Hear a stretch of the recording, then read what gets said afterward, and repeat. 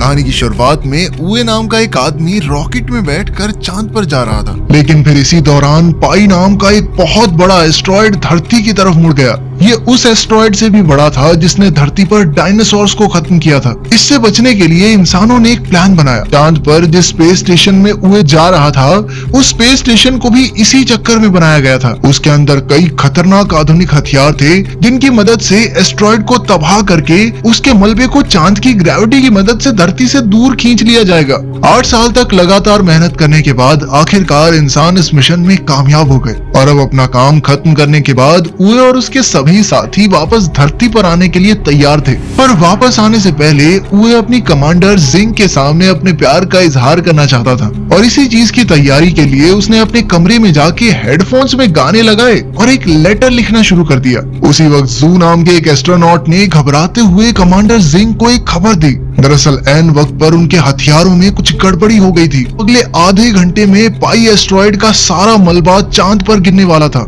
ये खबर मिलते ही कमांडर जिंग ने तुरंत ही स्पेस स्टेशन को खाली करने के ऑर्डर्स दे दिए, जिसके बाद सभी लोग पूरी रफ्तार से अपने अपने रॉकेट्स की तरफ भागने लग गए। लेकिन वहीं यूए अभी भी अपना लव लेटर लिखने में लगा हुआ था और कानों में लगे हेडफोन्स की वजह से उसे कोई वार्निंग अलार्म भी सुनाई नहीं दिया। पर कुछ ही मिनटों के बाद उसकी नजर पहले रॉकेट पर पड़ी, जिसे देखते ही वो पूरी रफ्तार से बेस स्टेशन की तरफ भागा। उस वक्त पर वहाँ 6 और रॉकेट्स मौजूद थे, जिन्हें देखकर उए को थोड़ी तसल्ली महसूस हुई। पर तभी अचानक से 5 रॉकेट्स एक साथ ही उड़ गए, जिसके बाद उए के पास सिर्फ एक आखिरी रॉकेट बचा था। उसने अपनी टीम के साथ संपर्क करने की कई नाकामयाब कोशिशें की, लेकिन फिर कोई दूसरा चारा न दिखने पर उसने अपने रोवर को पूरी रफ्तार से भगाना शुरू कर दिया। पर तभी उसके रास्ते में एक बहुत बड़ा गड्ढा आया और उसका रोवर सीधा जाकर उस गड्ढे में गिर गया। जब तक वो उस गड्ढे से बाहर आ पाता तब तक आखिरी रॉकेट भी उड़ गया और अब तक तो उस जगह पर एस्ट्रॉयड का मलबा गिरना शुरू हो गया था,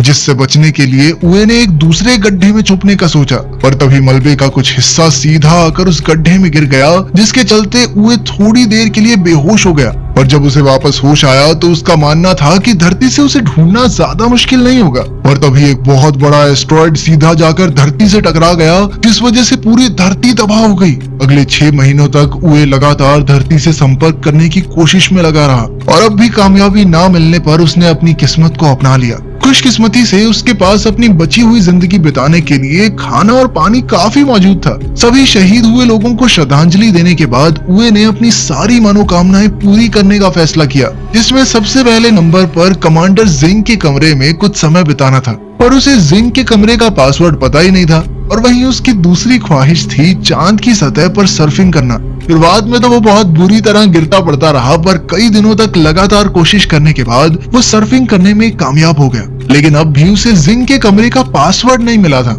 और अब तो गुस्से में आकर उसने उस दरवाजे को ही उड़ा दिया, जिसके बाद उसने जिंग की एक तस्वीर के साथ डेट पर जाने का फैसला किया, जिस दौरान उससे गलती से जिंग के चेहरे के ऊपर केचप गिर गया और इसी मौके का फायदा उठाते हुए उसने जिंग की तस्वीर को किस कर लिया। पर वो इस बात से अनजान था कि उस वक्त स्पेस स्टेशन की पूरी टीम उसे अपने नए हेडक्वार्टर्स से देख रही थी और उसकी हरकत देखकर सभी लोगों ने अपना मुंह मोड़ लिया।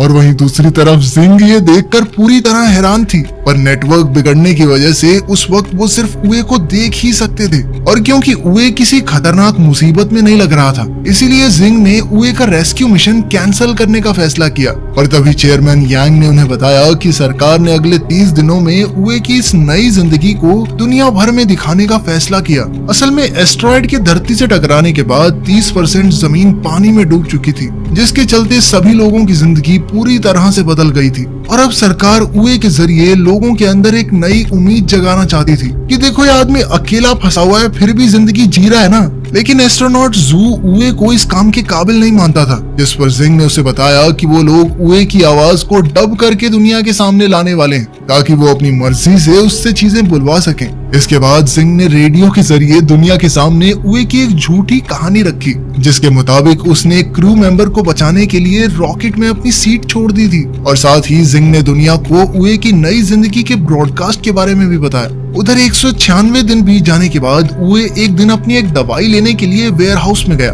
जब उए वेयर हाउस में पहुंचा तो उसकी नजर एक नई और अनजान चीज पर पड़ी, जिसे शुरुआत में उए ने एक लड़की समझा और उससे बातें करना शुरू कर दिया। पर जैसे ही वो उसके पास पहुंचा तो उसने देखा कि वो एक हट्टा कट्टा कंगारू था। और उसी समय पर जब लाइव स्ट्रीमिंग चालू की गई तो कैमरा सीधा उस कंगारू के चेहरे पर चला गया और कई लोगों ने इस चीज को देख लिया था। और अपनी इसी गलती के चलते जिंग और जू को चेयरमैन के सामने पेश होना पड़ा, जहां उन्होंने बताया कि उनकी रिसर्च टीम कॉन्ग नाम के कंगारू को बेस स्टेशन पर ही छोड़ आई है।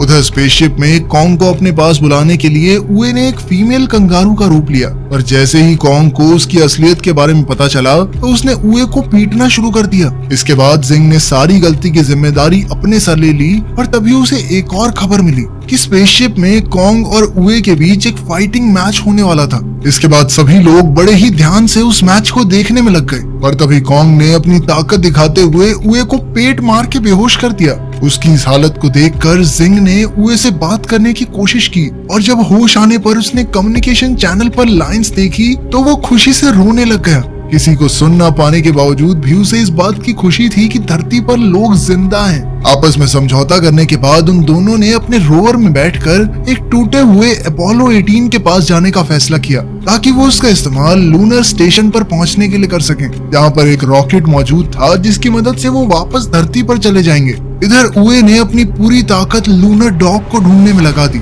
जो उए की मदद कर सकता था। इसके बाद उए ने अपना पूरा ध्यान स्पेसक्राफ्ट को फिर से बनाने में लगा दिया, जिसे देखकर सभी लोग काफी हैरान थे। और जब जिंग ने उसकी फाइल चेक की तो उसे पता चला कि असल में वो एक फ्लाइट डायनामिक्स इंजीनियर था जो कि फिलहाल मेंटेनेंस डिपार्टमेंट में काम कर रहा था। अपने 282वें दिन उए ने बताया कि उनके टूटे हुए इंजन की वजह से उनके रोवर की एक वेट लिमिट थी, जिसके चलते उसे कॉन्ग को वहीं छोड़कर आगे बढ़ना पड़ेगा। पर फिर भी कॉन्ग उसे जबरदस्ती वापस अपने बेस पर ले आया। पर तभी उए को याद आया कि वो यहाँ मौजूद एक हथियार को प्रोटोटाइप इंजन की तरह इस्तेमाल कर सकते हैं, लेकिन इसमें काफी ज्यादा खतरा था। पर इसके बावजूद भी कॉन्ग उसका साथ देने के लिए तैयार था। उसकी ये बात सुनकर एस्ट्रोनॉट जू ने पूरी टीम को बताया कि ये काम हो जरूर सकता है, पर सूरज ढलने से पहले उसे बेस पर लाना काफी ज्यादा मुश्किल था, क्योंकि प्रोटोटाइप इंजन सोलर पावर से काम करता था और चांद का एक दिन धरती के 14 दिनों के बराबर होने के बावजूद भी अगर उए उसे लगातार ड्राइव करता रहा तो भी वो वहां तक नहीं पहुंच पाएगा। सबका मानना था कि ये काम नहीं हो सकता। पर सूरज ढलते ही उए ने उल्टी तरफ ड्राइव करना शुरू कर दिया।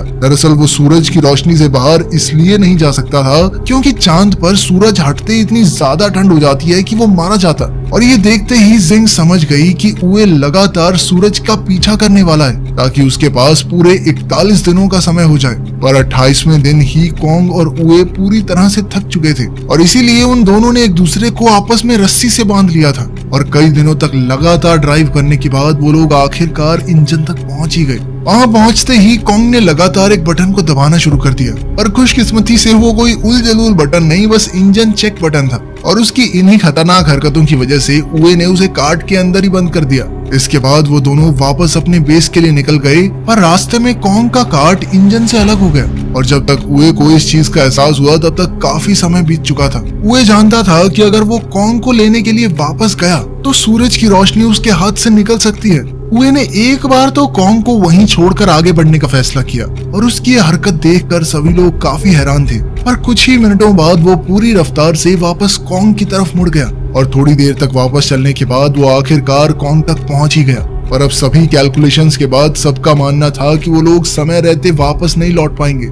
इसीलिए जिंग ने सभी लोगों को जल्द से जल्द लूनर डॉग को ढूंढने का आदेश दिया ताकि उसकी बैटरी की मदद से उए वापस अपने बेस तक पहुंच सके। इधर काफी समय से बिना सोए लगातार गाड़ी चलाने की वजह से उए और कॉन्ग दोनों ही काफी ज्यादा थक चुके थे। पर तभी सूरज ढलने की वजह से अब उनके पास सिर्फ 5 घंटे की बैटरी बची थी। और तभी लूनर डॉग अचानक से एक्टिवेट हो गया, पर पावर सेविंग मोड में होने की वजह से वो उन दोनों को नहीं ढूंढ सकता था। उधर बेस से 55 किलोमीटर दूर बैटरी खत्म होने की वजह से कैबिन पूरी तरह से जम चुका था और मजबूरन उए और कॉन्ग को शिप से बाहर आना पड़ा। उधर एस्ट्रोनॉट जू ने लूनर डॉग का कंट्रोल अपने हाथ में लेकर उसे उए तक पहुंचाने का फैसला किया। पर रास्ते में ही बैटरी खत्म होने की वजह से लूनर डॉग एक बहुत बड़े गड्ढे में गिर गया जिसे देखकर धरती पर सभी लोग बहुत निराश थे। उधर उए और कॉन्ग तारों को देखते हुए आपस में बातें कर ही रहे थे कि तभी उए एक बार फिर से जिंग की यादों में खो गया। और तभी थोड़ी देर बाद जब उसे होश आया तो उसने देखा कि कॉन्ग एक कांच की रिफ्लेक्शन का पीछा करते हुए इधर उधर भाग रहा था। इससे उए को एक आइडिया आया और उसने कॉन्ग की पीठ पर एक स्लेज बांध दिया, जिसके बाद उसकी सर्फिंग प्रैक्टिस बहुत काम आई। अब वो दोनों बड़ी ही तेजी से आगे बढ़ रहे थे, पर तभी उनके सामने एक बहुत बड़ा गड्ढा आ गया, जिसे पार करने के लिए उए ने बड़ी ही चालाकी से नाइट्रोजन टैंक्स का इस्तेमाल किया। उसकी ये कामयाबी देखकर धरती पर सभी लोग काफी ज्यादा खुश थे और अब उन सभी में एक नई उम्मीद जाग गई थी। दूसरी तरफ अपनी बहादुरी की वजह से उए को धरती पर कई सम्मान मिले, जिन्हें लेने के लिए चेयरमैन खुद जाया करते थे। तभी जिंग ने चेयरमैन को बताया कि आने वाले 3 महीनों में कम्युनिकेशन लाइंस ठीक होने वाली थी, जिसके बाद वो लोग उए से संपर्क कर सकते हैं। धीरे धीरे चीजें वापस से ठीक होने लगी थी, पर कोई ये नहीं जानता था कि पाई एस्ट्रॉइड का एक बहुत बड़ा हिस्सा अभी भी खतरा बनकर उन सभी का इंतजार कर रहा था। उधर उए और कॉन्ग आपस में खेल रहे थे कि तभी कॉन्ग ने गलती से कुछ तारों को छू दिया, जिसके बाद उए को स्क्रीन पर पिछली बार की तरह कुछ सिग्नल्स दिखाई दिए। ये देखकर अब उए को लग रहा था कि शायद धरती पर कोई जिंदा नहीं बचा है और शायद पहले भी कॉन्ग ने इसी तरह तारों से कुछ छेड़खानी कर दी होगी और तब वो सिग्नल आए होंगे। ये देखकर उए काफी ज्यादा उदास हो गया और उधर जिंग ने अपनी पूरी ताकत से कम्युनिकेशन लाइंस ठीक करने का काम शुरू करवा दिया। कुछ दिनों बाद उए ने कॉन्ग के लिए एक महिला कंगारू का खिलौना तैयार किया और खुद सब खत्म करने के लिए शिप से बाहर चला गया। अब उए बहुत हताश हो गया था, इसीलिए जिंग ने पूरी दुनिया को बताया कि असल में उए क्या महसूस कर रहा है और साथ ही उसने सभी लोगों से मदद मांगते हुए कहा कि अपने फोन की फ्लैशलाइट को चांद की तरफ मोड़ दें। उधर उए जहाज से दूर अपना हेलमेट खोलने ही वाला था कि तभी उसकी नजर धरती से आ रही रोशनी पर पड़ी और ये देखते ही वो अपने घुटनों के बल बैठकर रोने लग गया। थोड़ी देर बाद बेस पर वापस जाकर जब उए ने कम्युनिकेशन बटन ऑन किया तो वो आखिरकार अपने सभी साथियों को सुन पा रहा था। इन्होंने उसे धरती पर चल रही उसकी लाइव स्ट्रीमिंग के बारे में बताया, पर इसके बावजूद उए कुछ बोल नहीं रहा था। इसीलिए सभी लोगों ने जिंग को उसके सामने खड़ा कर दिया, जिसके हेलो बोलते ही वो काफी खुश हो गया। अगले कुछ दिनों तक सभी इंजीनियर्स ने उए को उसका स्पेसक्राफ्ट सही करने में मदद की, लेकिन खुश तो सिर्फ वो जिंग को देखने के बाद ही होता था। और आखिरकार स्पेसक्राफ्ट तैयार होने के बाद एक रात उए को जिंग से अकेले बात करने का मौका मिल गया, जिस दौरान उसने उए को बताया कि उसने मेंटेनेंस डिपार्टमेंट सिर्फ और सिर्फ उसी की वजह से ज्वाइन किया था। असल में उए पहले इस डिपार्टमेंट में काम करने के लिए तैयार नहीं था, पर तभी उसकी नजर पास से गुजर रही जिंग पर पड़ी और जिंग को देखते ही उसे प्यार हो गया, जिसके बाद वो मेंटेनेंस डिपार्टमेंट में छोटा सा काम करने को भी तैयार हो गया। उसकी ये बात सुनकर जिंग ने भी उसे बताया कि उस दिन रॉकेट में बैठते वक्त उसने उए को भागते हुए देख लिया था, पर अफसोस वो उस वक्त उसका इंतजार नहीं कर सकती थी। उनकी इस बातचीत की वजह से किसी का भी ध्यान धरती की तरफ बढ़ रहे एस्ट्रॉइड के ऊपर नहीं गया।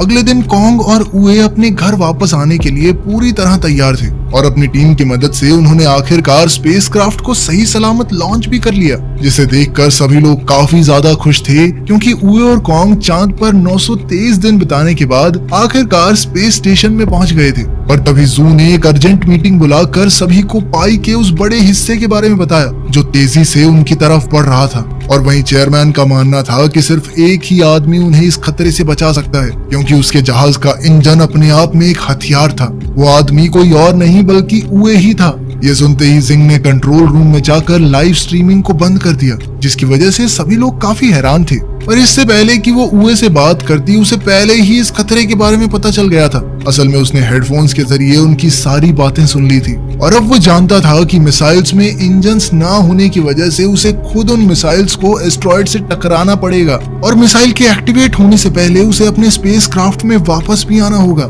इस मिशन में उसके जिंदा बचने के चांसेस बहुत ज्यादा कम थे, पर इसके बावजूद भी वो इस काम को करने के लिए तैयार हो गया, क्योंकि वो जानता था कि अब धरती को बचाने की जिम्मेदारी उसी के कंधों पर है। पर साथ ही उसने जिंग को कहा कि अगर वो मर गया तो अपने लिए किसी और को ढूंढ ले, क्योंकि वो उसे अकेले उदास जिंदगी बिताते हुए नहीं देखना चाहता। उए के हामी भरते ही धरती पर सभी लोगों को अंडरग्राउंड बंकर्स में जाने के आदेश दे दिए गए। इसके बाद उए ने सबसे पहले कॉन्ग को उसकी सीट से बांध दिया ताकि वो सही सलामत धरती पर पहुंच सके। दोनों के अलग होते ही उए का सामना कई सारे पत्थरों से हुआ और उन्हीं में से एक पत्थर से टकराने के बाद उसका स्पेसक्राफ्ट गोल गोल घूमने लग गया, जिसे रोकने के लिए उए ने अपने कंपार्टमेंट को क्राफ्ट से अलग कर दिया, जिसके बाद मिसाइल्स तो एकदम ठीक थी, पर अब उनका इंजन अलग हो चुका था। तभी जिंग ने उसे बताया कि पाई का वो हिस्सा उसके करीब से होकर गुजरने वाला था और वो किसी भी हाल में उए की बलि नहीं चढ़ाना चाहती। पर ये बात सुनते ही उए ने उसे बताया कि उसे अभी सिर्फ धरती को बचाने के बारे में सोचना चाहिए और साथ ही उए ने अपने जहाज को एस्टेरॉयड की तरफ मोड़कर लाइव स्ट्रीम को शुरू करने को कहा।